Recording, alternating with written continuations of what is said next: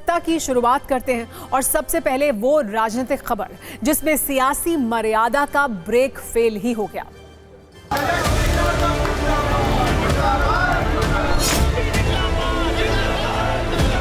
मोदी चोर, बीजेपी चोर, मोदी चोर, बीजेपी चोर।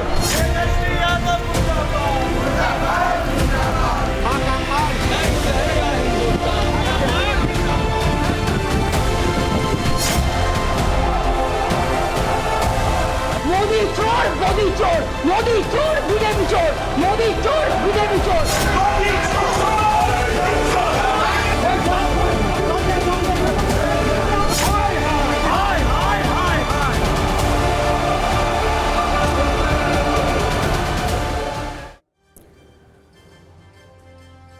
तो सत्ता की शुरुआत आज राजनीतिक खबरों से ही करते हैं जिसमें अपमानजनक भाषा और अपशब्दों की सप्लाई तेज होती जा रही है।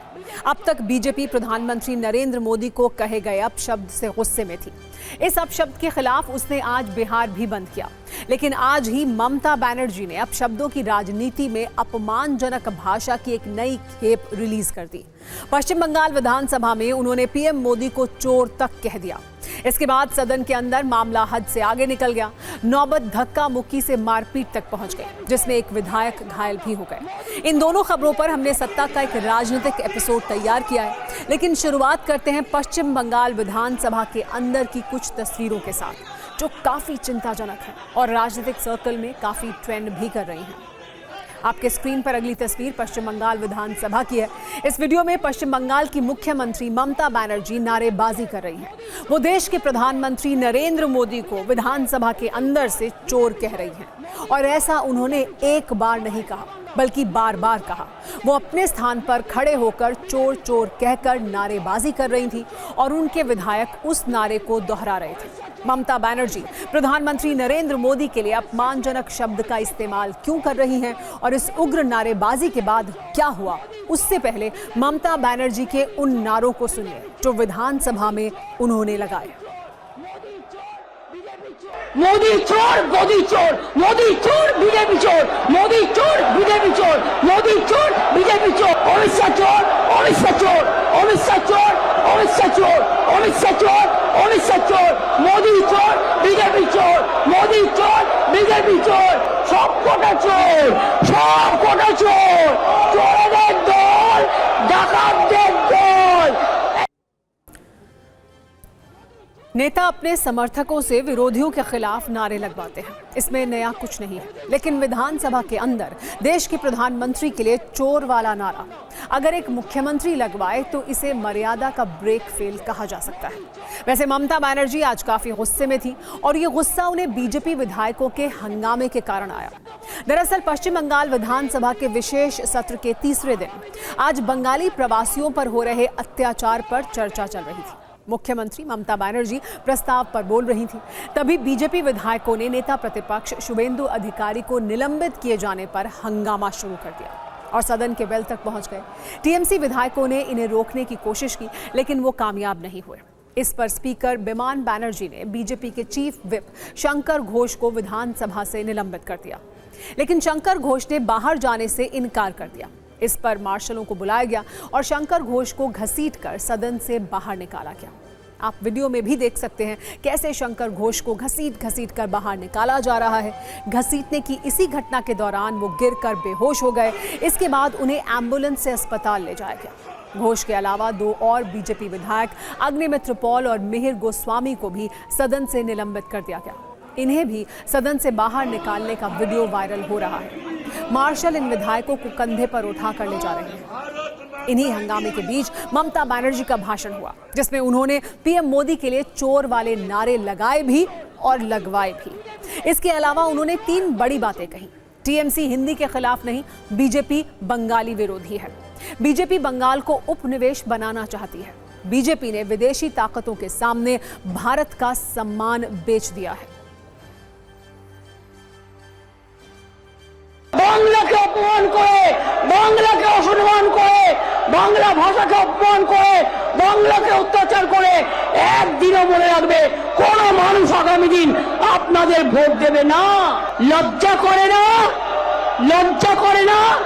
টাকা দিয়ে, অস্ত্র দিয়ে নির্বাচন কমিশনকে দিয়ে তাদের দিয়ে ভোট করে জিতে আসেন। চোর কি মাই জোরসে বলে? আজকে চোরের মায়ের বড় গলা। আজকে মনে রাখবেন, ভয় পেয়েছে তাই বাংলার মাটিতে বাংলার মানুষকে হ্যারাস করছে, বাংলার মানুষকে অত্যাচার করছে, বাংলা ভাষার উপর অত্যাচার করছে, বাংলার মনীষীদের ভাষাকে নিয়ে গর্ববোধ করে না। মোদি চোর, গদি চোর, মোদি চোর, বিজেপি চোর, মোদি চোর, বিজেপি চোর, মোদি চোর, বিজেপি চোর, অমিত শাহ চোর, অমিত শাহ চোর, অমিত শাহ চোর, অমিত শাহ চোর, অমিত শাহ চোর, অমিত শাহ চোর, মোদি চোর, বিজেপি চোর, মোদি চোর, বিজেপি চোর, সব কটা চোর, সব কটা চোর, চোরদের দল, ডাকাতদের দল। পরিবর্তন চাই বাংলায়। পরিবর্তন কি? বিজেপি হটাও, দেশ বাঁচাও। বিজেপি হটাও, দেশ বাঁচাও। অ্যান্টি বেঙ্গলি বিজেপি হটাও, দেশ বাঁচাও। বাংলা বিরোধী বিজেপি হটাও, देश बचाओ। बीजेपी चोर है, बीजेपी चोर है, बीजेपी चोर है, बीजेपी चोर है। ममता बनर्जी के इन हमलों से बीजेपी काफी गुस्से में है। वो ये कह रही है कि ममता बनर्जी तानाशाह हो गई है, लोकतंत्र की हत्या हो रही है। इधर बीजेपी विधायकों को लगी चोट का मामला दिल्ली तक पहुंच गया। बीजेपी अध्यक्ष जेपी नड्डा ने फोन पर विधायकों का हाल जाना। बीजेपी कह रही है कि ममता बनर्जी को लोकतंत्र पर भरोसा नहीं है। बांग्ला विरोधी बीजेपी हटाओ, देश बचाओ। चाकरी चोर ममता, चाकरी चोर ममता, मोदी कम्युनिटी को गाली दिया। राजस्थान और गुजरात, मध्य प्रदेश में, दिल्ली में ममता को जाना पड़ेगा, केस होगा उनका खिलाफ। ममता बनर्जी देश की वो मुख्यमंत्री है जो शायद दुनिया में कोई ऐसा क्रूर और नॉन पॉलिटिकल जिसको डेमोक्रेसी में भरोसा नहीं। अगर इसे काला कृत्य और काला दिवस कहा जाए तो गलत नहीं होगा। ममता बनर्जी अब इस लायक नहीं है कि वो पश्चिम बंगाल की मुख्यमंत्री बनी रहे। उन्हें तत्काल इस्तीफा दे देना चाहिए। कुल मिलाकर बंगाल विधानसभा आज अपशब्दों का अखाड़ा बनी हुई थी, जहां नेताओं की जुबान तलवार से भी तेज चल रही थी। नेताओं की भाषा का ये स्तर ये बता रहा है कि लोकतंत्र में विचारों की बहस अब नारेबाजी और धक्का मुक्की के शोर में डूब चुकी है। मर्यादा का ब्रेक फेल हो चुका है। जनता को न विचार मिल रहे हैं और न समाधान। ये गिरावट कहां जाकर थमेगी ये कहना मुश्किल है। अगली खबर के केंद्र में भी भाषा ही है। अब लोकेशन बंगाल से बिहार हो जाएगी, लेकिन टेंशन उतना ही रहेगा। ये टेंशन अपशब्द के बाद मचे बवाल पर आधारित है। महागठबंधन के मंच से पीएम मोदी को कहे गए अपशब्द के खिलाफ आज एनडीए ने बिहार बंद किया था। सुबह 7 बजे से दोपहर 12 बजे तक एनडीए के कार्यकर्ता सड़क पर उतरे और दुकानें बंद कराईं, चौक चौराहों को जाम किया। इस दौरान कई जगह पर जबरदस्ती बंद कराने की तस्वीर भी सामने आई। एक तस्वीर ऐसी भी थी जिसकी काफी चर्चा है। मां के सम्मान में आयोजित इस बंद में एक महिला शिक्षक के साथ बदसलूकी की गई। ये वीडियो जहानाबाद का है, जहां वो शिक्षिका स्कूल जा रही थी। बीजेपी समर्थकों ने उन्हें रोक लिया और घसीटकर अपने साथ ले गए। उनके साथ धक्का मुक्की की गई। भागलपुर में बंद के दौरान बाइक से जा रहे पति पत्नी की बंद समर्थकों के साथ बहस हुई। इस दौरान दंपति के साथ बदसलूकी की गई। मुजफ्फरपुर में बिहार बंद के दौरान मुजफ्फरपुर दरभंगा NH-27 जाम करने को लेकर आरएएफ के जवान और प्रदर्शनकारियों के बीच तीखी बहस हुई। बाद में बातचीत से मामला सुलझाया गया। बंद के दौरान पटना हाईकोर्ट के जज की गाड़ी को रोका गया। बाद में पुलिस ने एस्कॉर्ट करके इन्हें यहां से निकाला। कुल मिलाकर आज बिहार में काफी हंगामा हुआ। विपक्ष इससे काफी नाराज दिखा। आरजेडी नेता तेजस्वी यादव ने कहा कि बीजेपी बिहार चुनाव से पहले गुंडागर्दी कर रही है।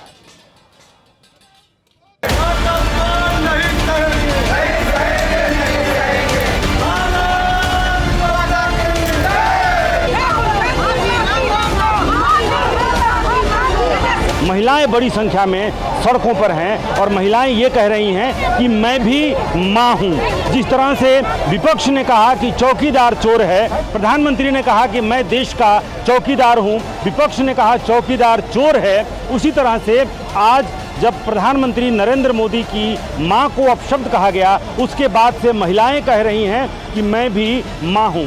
भारत की हर नारी के लिए अपमानजनक टिप्पणी जो कांग्रेस के नेता आए दिन करते रहते हैं, अब भारत की नारी ये नहीं सहेगी, मां का अपमान नहीं सहेगा हिंदुस्तान।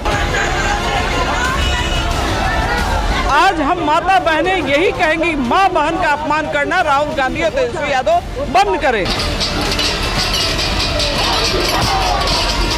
इन दोनों नेताओं को सार्वजनिक तौर पे दंडवत।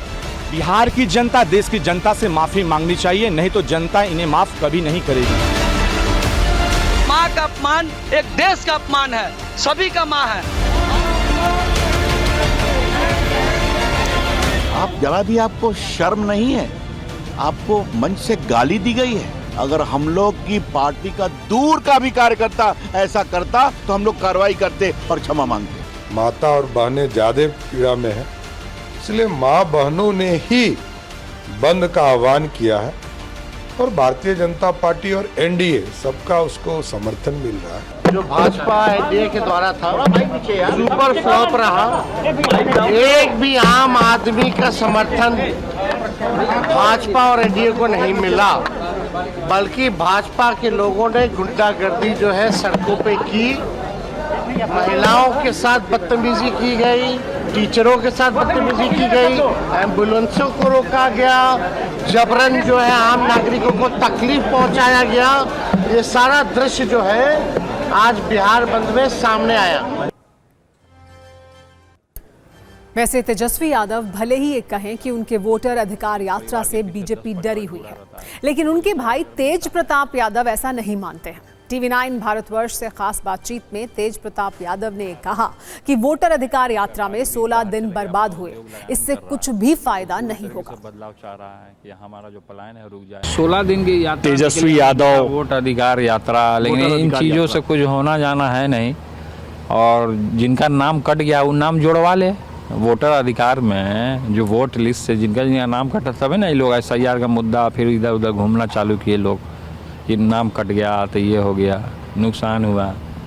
तो इलेक्शन कमीशन नुकसान काहे के लिए करेगा? सोची समझ के कुछ ना कुछ किया होगा वो। इस यात्रा से किसे फायदा होगा?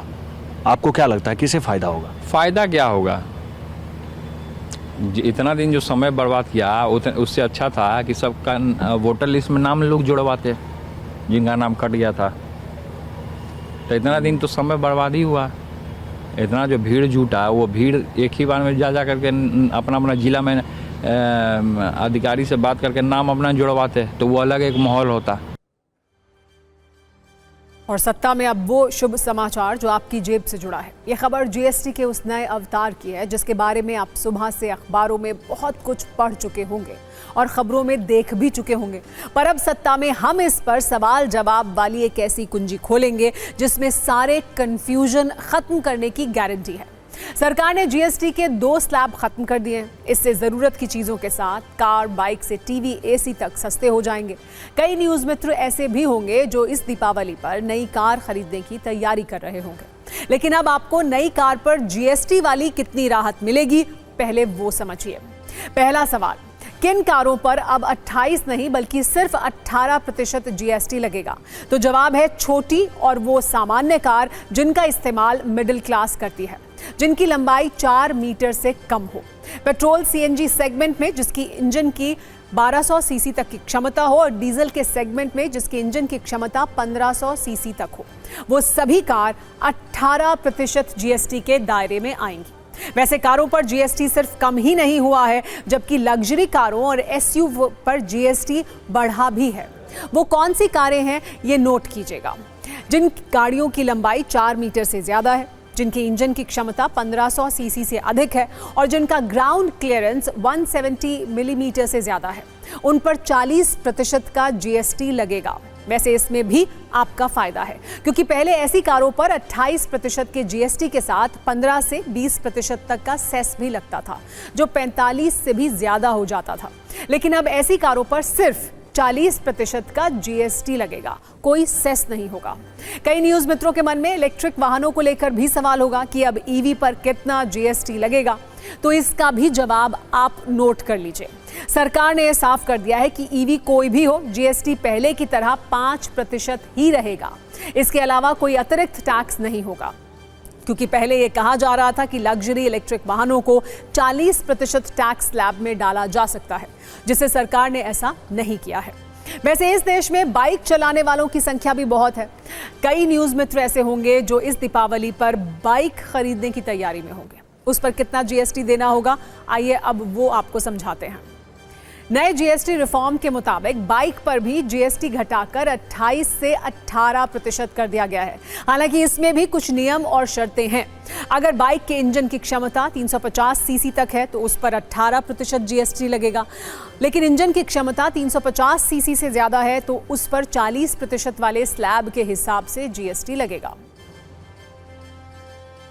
Mid-size and large cars, motorcycles of engine capacity exceeding 350 cc, aircraft, for example, helicopters and aeroplanes for personal use, distinctly for personal use, yacht and other vessels for pleasure or sports are all under 40%. सत्ता की अगली सवाल जवाब वाली कुंजी उस life और health insurance को लेकर है जिस पर सरकार ने लोगों को बड़ी गुड न्यूज दी है। सवाल है कि अब लाइफ और हेल्थ इंश्योरेंस पर कितना जीएसटी लगेगा, तो इसका जवाब है 0, यानी कोई जीएसटी नहीं, क्योंकि सरकार ने स्वास्थ्य बीमा और जीवन बीमा प्रीमियम को जीएसटी के दायरे से बाहर कर दिया है, जिस पर पहले 18% जीएसटी लगता था। आपको ये बता दें कि वर्ष 2022 से 2024 के बीच हेल्थ इंश्योरेंस पर जीएसटी से केंद्र सरकार ने 21,000 करोड़ रुपए कमाए थे, लेकिन सरकार ने इस बार इसे जीएसटी के दायरे से बाहर कर दिया है। लेकिन किन किन इंश्योरेंस के प्रीमियम पर राहत मिलेगी, वो इसका भी जवाब है हमारे पास, वो भी आप सुन लीजिए। सरकार ने जिन इंश्योरेंस को जीएसटी फ्री कर दिया है उनमें इंडिविजुअल लाइफ और हेल्थ इंश्योरेंस तो शामिल है ही। इसके अलावा सभी पर्सनल यूलिप प्लान, परिवार के लिए हेल्थ इंश्योरेंस के साथ साथ टर्म प्लान भी शामिल है, जिस पर अब कोई जीएसटी नहीं लगेगा। इससे आपकी जेब पर बोझ कितना कम हो जाएगा, आपको कितना फायदा होगा, आइए इसे भी समझते हैं। मान लीजिए पहले किसी प्रीमियम के लिए आपको 20,000 रुपए देने पड़ते थे, उस पर 18% के हिसाब से जीएसटी लगता था, जिसके बाद ये प्रीमियम 23,600 रुपए हो जाता था। उस पर अब कोई जीएसटी नहीं लगेगा, यानी 20,000 का प्रीमियम 20,000 ही रहेगा और इस पर सीधे 3,600 रुपए आपको बचेंगे। मिडिल क्लास के लिए सबसे बड़ा शुभ समाचार यह है कि केंद्र सरकार ने कई ऐसे सामान हैं जिन पर जीएसटी को 0 कर दिया है, यानी अब उन पर कोई जीएसटी नहीं लगेगा। वो कौन से सामान हैं, उनकी लिस्ट भी आप देख लीजिए। जैसे पैक्ड यूएसटी दूध, जिन्हें टेट्रा पैक कहा जाता है, पैक्ड रोटी और पराठा, इन पर अब कोई टैक्स नहीं होगा। पैक्ड पिज्जा ब्रेड और छेना भी जीएसटी के दायरे से बाहर है। पढ़ाई में इस्तेमाल होने वाले सामान जैसे map, chart, globe, pencil, rubber और शार्पनर के साथ नोटबुक और एक्सरसाइज बुक पर भी कोई जीएसटी नहीं होगा। इसके अलावा कैंसर समेत 33 जीवन रक्षक दवाओं से भी जीएसटी हटा दिया गया है। इसीलिए सरकार इस नए जीएसटी को आम आदमी और मिडिल क्लास के लिए किया गया दिवाली धमाका भी बता रही है।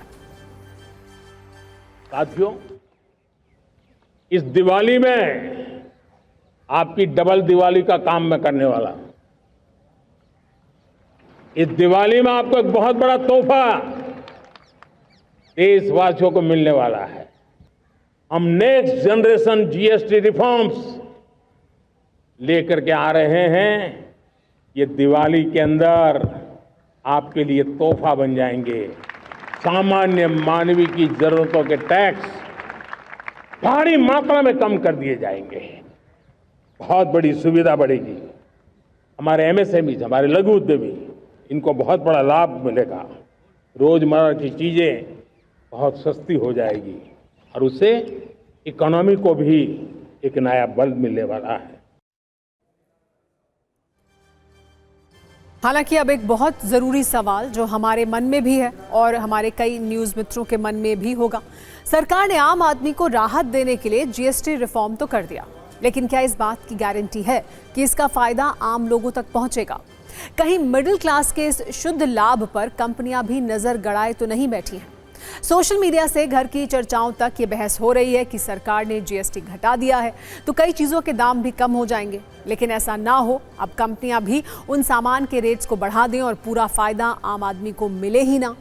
क्या सरकार ने इसे सुनिश्चित करने के लिए कोई गाइडलाइन बनाई है कि कंपनियां आम आदमी के इस शुद्ध लाभ में कुंडली मारकर ना बैठ सकें?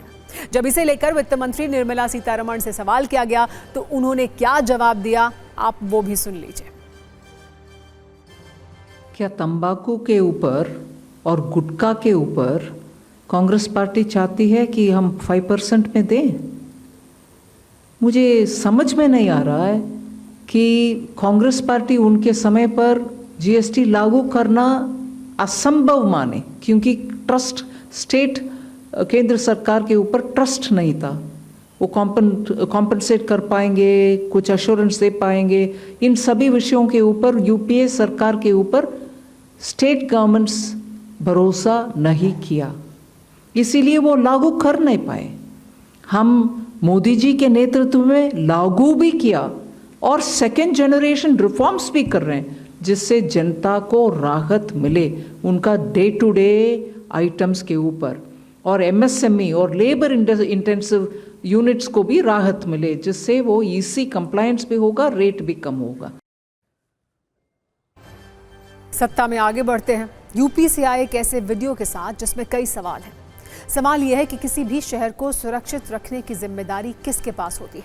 इसका जवाब है पुलिस के पास। अगला सवाल यह है कि आपको किसी भी तरह की कोई परेशानी होती है तो आप कहां जाते हैं? इसका भी जवाब है पुलिस के पास। लेकिन जब पुलिस ही संकटों से घिर जाए, जब पुलिस स्टेशन में ही ऐसे संकटों से बचने के लिए सुंदरकांड होने लगे, तो आप इस पर क्या कहेंगे और आप खुद को कितना सुरक्षित महसूस करेंगे? ये तस्वीर यूपी के हरदोई की शाहाबाद कोतवाली की है, जहां सुंदरकांड का पाठ कराया जा रहा है। यहाँ कानूनी धाराओं की चर्चा नहीं हो रही है, बल्कि धार्मिक अनुष्ठान हो रहा है। अपराधियों को पकड़ने का प्लान नहीं बनाया जा रहा है, बल्कि भजन कीर्तन और हवन हो रहा है। पिछले एक सप्ताह से हरदोई की शाहाबाद कोतवाली चर्चा में है। इसकी वजह है कानून व्यवस्था पर उठते सवाल। दरअसल इस क्षेत्र में बीजेपी बूथ अध्यक्ष की हत्या हुई थी। इसके बाद पुलिस हिरासत में आरोपी युवक की मौत हो गई। दोनों घटनाओं के बाद पुलिस वाले डरे हुए हैं, इसीलिए आध्यात्मिक उपाय के तौर पर वो सुंदरकांड का पाठ कर रहे हैं। अब आगे कोई ऐसी वारदात ना हो, इसके लिए पुलिस थाने में सुंदरकांड का पाठ किया जा रहा है। पुलिस वालों का कहना यह है कि अब बजरंग बली की कृपा से कोतवाली की रक्षा होगी और आने वाले संकट से मुक्ति भी मिलेगी। सत्ता में अब बात करते हैं यूपी के बिजली विभाग की एक ऐसी मनमानी की जिसका दुखद परिणाम 45 वर्ष की महिला की दर्दनाक मौत में हुआ।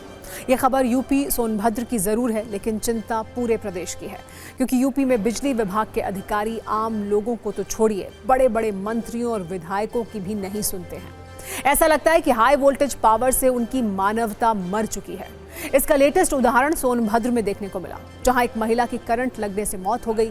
कहानी यही है कि महिला करंट से तड़पती रही, जेई ने बिजली काटने से इनकार कर दिया। महिला करंट से तड़पती रही, जेई ने कहा कि एसडीओ से बात कीजिए और महिला की मौत हो गई। पूरी कहानी आप जानेंगे तब आप यूपी में बिजली विभाग के इंजीनियर की असंवेदनहीनता को समझ पाएंगे। सोनभद्र में एक महिला को करंट लगा। आइए हम आपको ये विस्तार से बताते हैं, क्योंकि एक ऐसी खबर है जिस पर चिंता होनी चाहिए। सोनभद्र में महिला को करंट लगा। इसके तुरंत बाद महिला के घर वालों ने घबराते हुए बिजली विभाग के जेई को फोन लगाया। उनसे ये विनती की कि साहब, एक महिला को करंट लग गया है, बिजली काट दो, महिला की जान बच जाएगी। लेकिन जेई पर इस विनती का कोई असर नहीं हुआ। उसने बिजली काटने से साफ मना कर दिया। जेई ने कहा कि इसको लेकर एसडीओ से बात कीजिए। महिला तड़प रही थी और वो ये बता रहे थे कि किससे बात करनी चाहिए। परिवार वालों ने उसके बाद घोरावल विधानसभा क्षेत्र से बीजेपी विधायक डॉक्टर अनिल कुमार मौर्य को फोन किया। विधायक को पूरी बात बताई, बिजली काटने के लिए बिजली विभाग से बात करने के लिए कहा, लेकिन बिजली विभाग के जेई ने विधायक की बात भी नहीं सुनी। विधायक से भी जेई ने कहा कि बिजली हम नहीं काटेंगे, इसके लिए एसडीओ से बात कीजिए।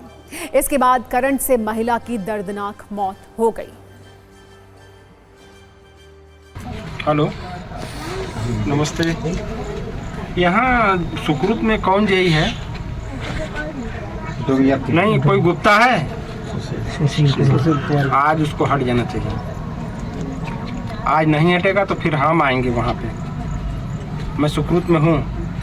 इतना बदतमीज है, यहाँ आदमी को लाइन मारा है, वो लोग फ़ोन कर रहे हैं तो कह रहा कि एक्सीएन एसी से बात करो, एसडीओ से बात करो। हम कौन होते हैं? तो हम या तो आके बताएं उसको हम कौन है। आज के आज हटना चाहिए। मैं वैसे आ भी रहा हूँ, ठीक है। मर गई महिला, वो बताइए, उसके न कहने से महिला मर गई। अब वो कह रहा है कि हमसे क्या मतलब है, लाइन काटने के लिए कहा जा रहा था, कह रहा हमसे क्या मतलब है। ऐसे एसी साहब नहीं होगा, नहीं है फोन। आज उसको हटाइए एसी साहब, यहाँ नहीं रहेगा। यूपी में बिजली विभाग की मनमानी का लंबा इतिहास रहा है। वैसे तो प्रदेश के कई जिलों में घंटों तक पावर कट होता है, लेकिन सवाल ये है कि बिजली विभाग का पावर कट कब होगा। इनके हाई वोल्टेज वीआईपी प्रोटोकॉल का इलाज क्या है? क्योंकि यूपी में बिजली विभाग के अधिकारी, इंजीनियर और कर्मचारी ऊर्जा मंत्री की ही नहीं सुनते हैं, विधायकों की नहीं सुनते हैं और आम आदमी की तो सुनते ही नहीं हैं। सोनभद्र में भी कुछ ऐसा ही हुआ। अगर जेई ने वक्त पर एक्शन लिया होता तो हो सकता है महिला की जान बच जाती। सत्ता में अब आगे बढ़ते हैं और आपको बताते हैं फर्जीवाड़े और ठगी की ऐसी कहानी जो आपको हैरान कर देगी।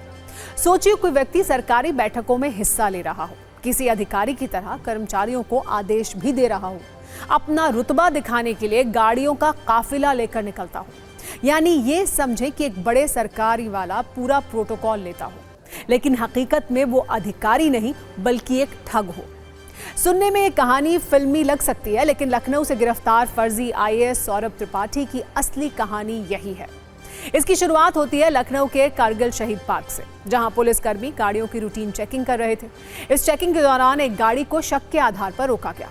जैसे ही गाड़ी रोकी गई, उसमें बैठे एक व्यक्ति ने पुलिस को हड़काना शुरू कर दिया। ये कहा कि क्या आप जानते नहीं हैं, मैं आईएएस अधिकारी हूं, आप ऐसे मेरी गाड़ी को रोक नहीं सकते हैं। उसका कॉन्फिडेंस देखकर पहले पुलिसकर्मी थोड़ा हिचके तो जरूर, लेकिन जब उस फर्जी आईएएस ने अपना आई कार्ड दिखाया तो पुलिस को फिर शक हुआ। इसके बाद जब जांच आगे बढ़ी तो रौब झाड़ने वाले फर्जी अधिकारी की सच्चाई सामने आ गई। पता चला कि पुलिस को अपना रौब दिखा रहा ये आईएएस अधिकारी फर्जी है, जो लग्जरी गाड़ियों का काफिला लेकर निकलता है। इसके काफिले में 6 लग्जरी गाड़ियां थीं, जिनमें डिफेंडर, मर्सिडीज, फॉर्च्यूनर जैसी लग्जरी गाड़ियां भी शामिल हैं।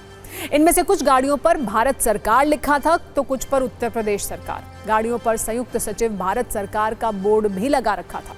ये फर्जी आईएएस खुद को गृह मंत्रालय से जुड़ा डायरेक्टर स्तर का अधिकारी बताता था। इसकी गाड़ियों में लगे विधान परिषद और सचिवालय के सभी पास भी जांच में फर्जी पाए गए। अधिकारी वाला रुतबा दिखाकर ये फर्जी आईएएस अलग अलग राज्यों में वीआईपी प्रोटोकॉल लेता था। कई सरकारी विभागों की बैठकों में भी शामिल हो चुका था। पुलिस को शक है कि यह फर्जी अधिकारी ठगी और उगाही का काम करता था। ये उगाही, ट्रांसफर, पोस्टिंग और कंपनियों को ठेके दिलवाने के नाम पर होती थी। इसके पास से एक डायरी भी बरामद की गई है, जिसमें इसके फर्जीवाड़े का लेखा जोखा हो सकता है। इससे पूछताछ में आगे कुछ और अहम जानकारियां भी हासिल हो सकती हैं।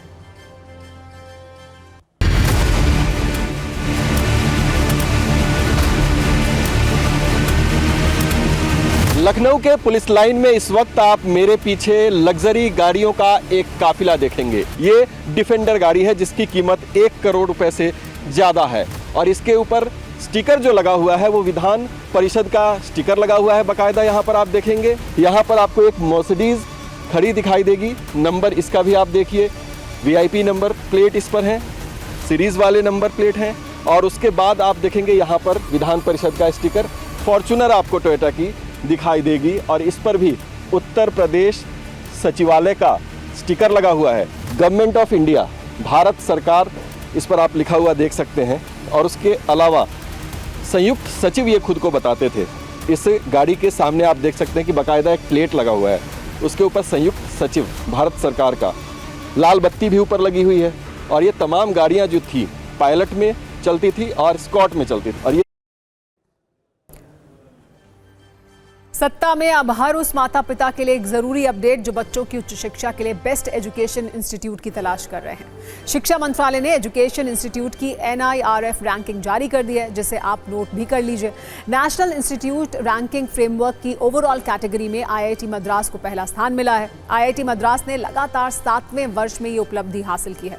इस लिस्ट में IIT मद्रास के बाद दूसरा स्थान Indian institute of science Bangalore को मिला है। सर्वश्रेष्ठ शैक्षणिक संस्थानों की लिस्ट में IIT बॉम्बे तीसरे, IIT दिल्ली चौथे और IIT कानपुर 5वें नंबर पर है। IIT खड़गपुर छठे और IIT रुड़की को इस लिस्ट में 7वें स्थान पर रखा गया है। मेडिकल एजुकेशन के लिए एम्स दिल्ली को लिस्ट में 8वां स्थान मिला है। इस लिस्ट में जवाहरलाल नेहरू यूनिवर्सिटी 9वें और बनारस हिंदू विश्वविद्यालय 10वें नंबर पर है। ओवरऑल रैंकिंग में IIT का जलवा रहा। टॉप 10 संस्थानों में 6 IIT को जगह मिली है।